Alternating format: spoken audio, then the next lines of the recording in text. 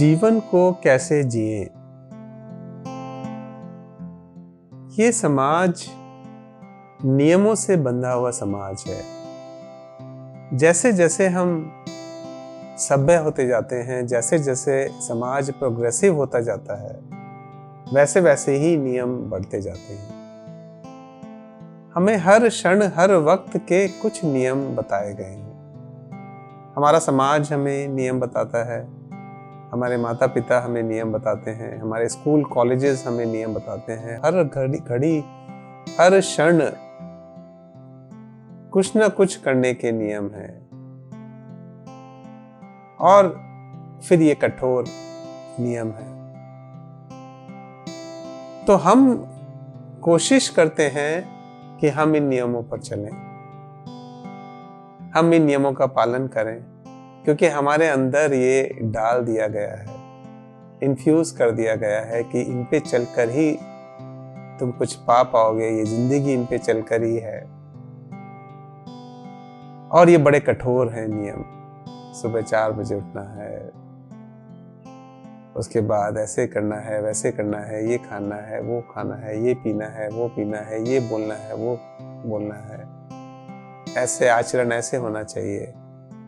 तो जैसे जैसे हम चलते जाते हैं, हमसे त्रुटियां होती जाती है, हमसे गलतियां होती जाती है। और जैसे जैसे हमसे गलतियां होती जाती है, हमारे अंदर ग्लानि बढ़ती जाती है, हमारे अंदर पश्चाताप जन्म लेता है। और जैसे जैसे ये पश्चाताप प्रगाढ़ होता है, और हमें ये समझना पड़ेगा कि ये पश्चाताप आएगा क्योंकि ये नियम दिए गए हैं, क्योंकि हमें समाज ने बताया है। तो ये पश्चाताप जब आता है तो फिर हमारा कष्ट बढ़ता है। जिस चीज के प्रति हमें पश्चाताप है, वही चीज, वही कार्य हमें बार बार याद आएंगे, और वो बार बार याद आएंगे, और हम बार बार उसमें संलग्न होंगे, बार बार उसी को करेंगे।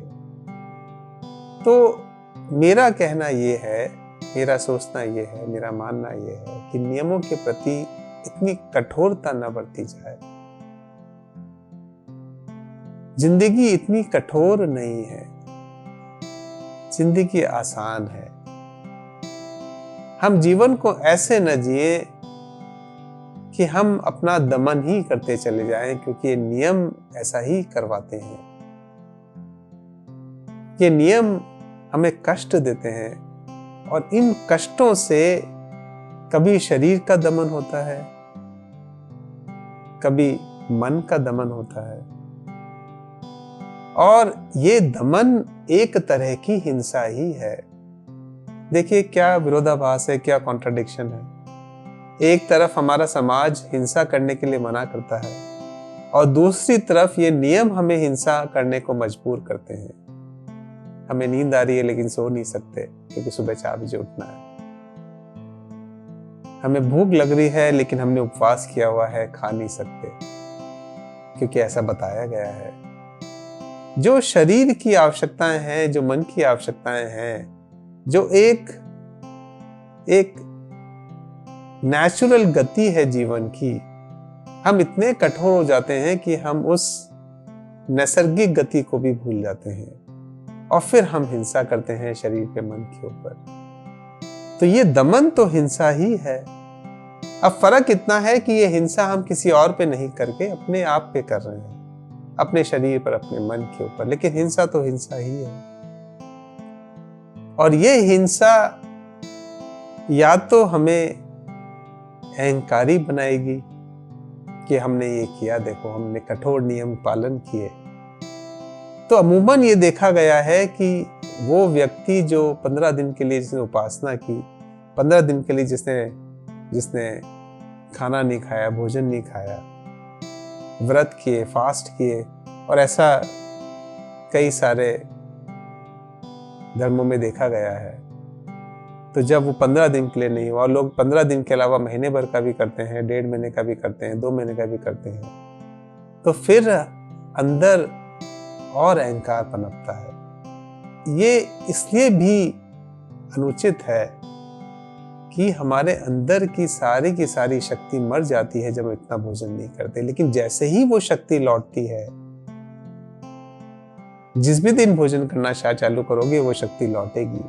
और जो हमने जिस चीज का हमने दमन किया, जिसको दबाया, जिन संवेदनाओं को दबाया, चाहे वो संवेदना सेक्स की थी या संवेदना किसी कार्य की थी या किसी भी चीज की, वो द्रुत गति से, वो और बड़ी तेजी से आगे आएगी।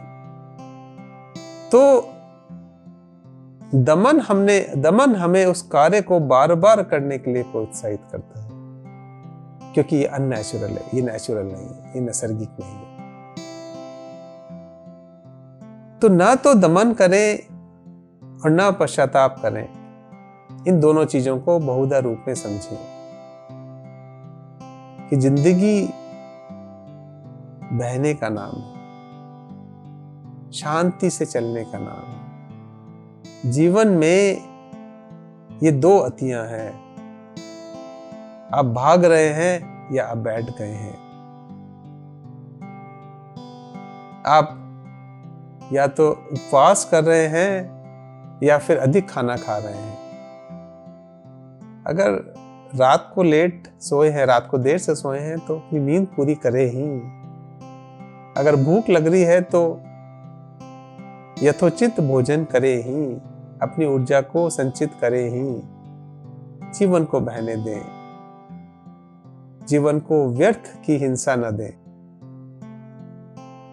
क्योंकि उससे जीवन नष्ट ही होगा, उससे आत्मा नष्ट ही होगी, उससे ऊर्जा नष्ट ही होगी, उससे प्रकाश नहीं निकलेगा। वो चेतना का हास है, वो चेतना का नष्ट होना है। तो इसका ध्यान रखें और मस्ती में जिए, आनंद में जिए, ब्लिस में जिए। सब कुछ अंदर ही है, परमात्मा भी अंदर ही है।